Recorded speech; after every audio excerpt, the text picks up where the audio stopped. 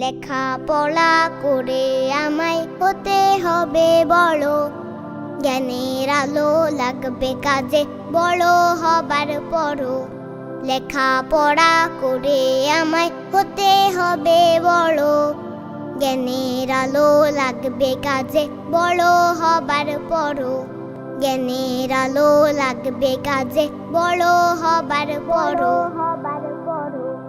হাসবো আমি জবা টগর গোলাপ ফুলের মতো, আমায় দেখে আসবে কাছে প্রজাপতি শত।